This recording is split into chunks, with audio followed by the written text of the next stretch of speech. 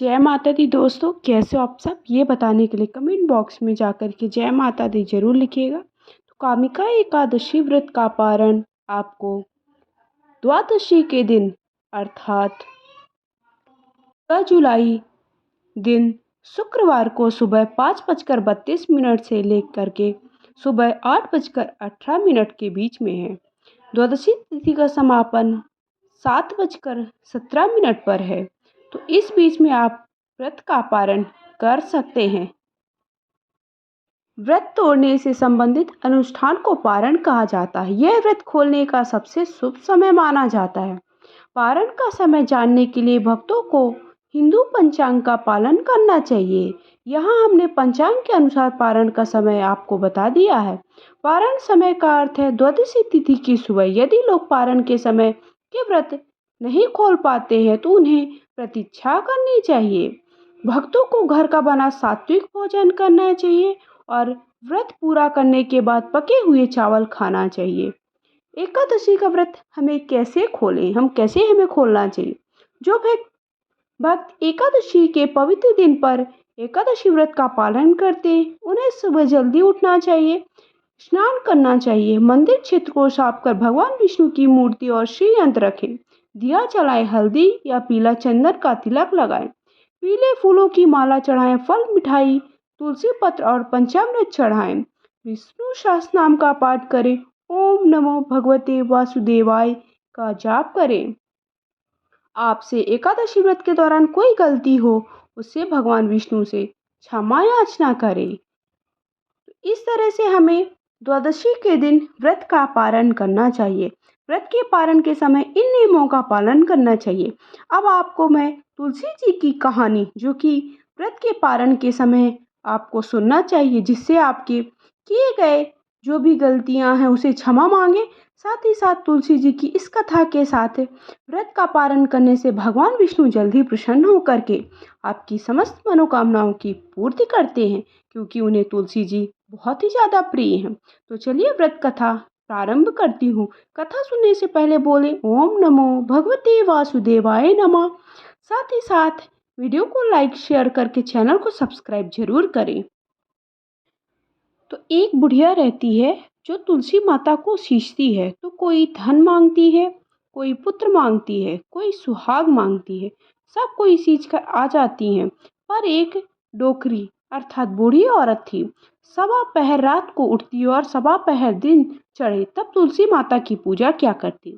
तुलसी माता को सींच कर कहती, हे तुलसी माता सत की दाता, मैं बिरला सींचू तेरा, तू कर निस्तारा मेरा।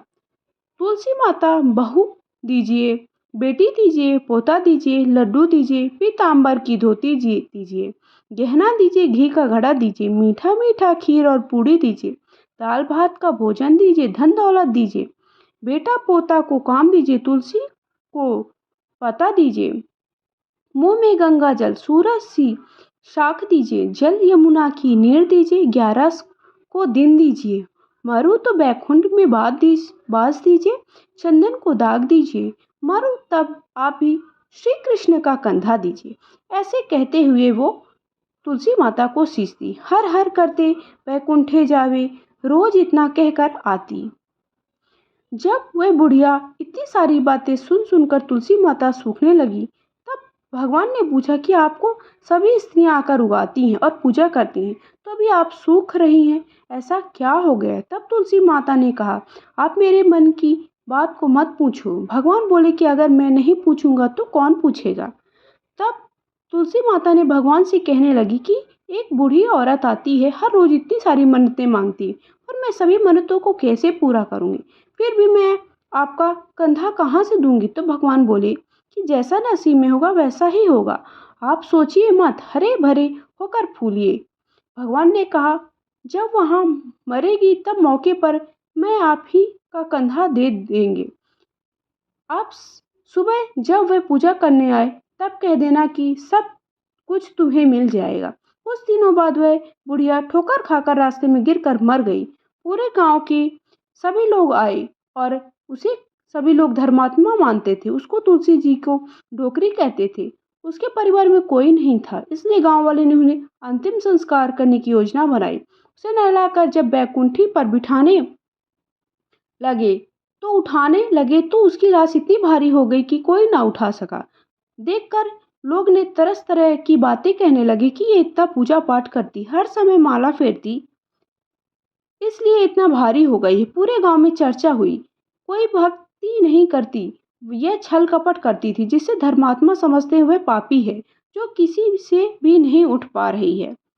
इधर भगवान ने सोचा कि मेरे भक्तों की निंदा हो रही है, इसलिए भगवान ने बूढ़े ब्राह्मण का करके आए और वहां पर एकत्रित लोगों से पूछने लगे कि यहाँ पर इतना भीड़ क्यों लगाया है, जिसे लोग कहने लगे कि यह डोकरी मर गई है और पाप इतने थे कि उठ नहीं पा रही, सब उठाकर इसे थक गए हैं। तब ब्राह्मणों ने बोला कि मुझे इस बार डोकरी के कानों में कुछ बात कहने दो, फिर वो देखो उठती है या नहीं। सभी लोगों ने डोकरी के कानों में कहा कि डोकरी माई देखो मैं आ गया हूँ, और जो डोकरी पूजा करते समय शब्द कहती थी उसके कानों में कहने लगी। इतना सुनते ही वह डोकरी हल्का हो गई, बुढ़िया हल्की हो गई। भगवान ने बोला आओ और उसको उठाओ।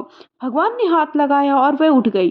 सबको आश्चर्य हुआ। उसे धूमधाम से ले जाया गया। भगवान ने उससे अपने कंधे पर ले गए।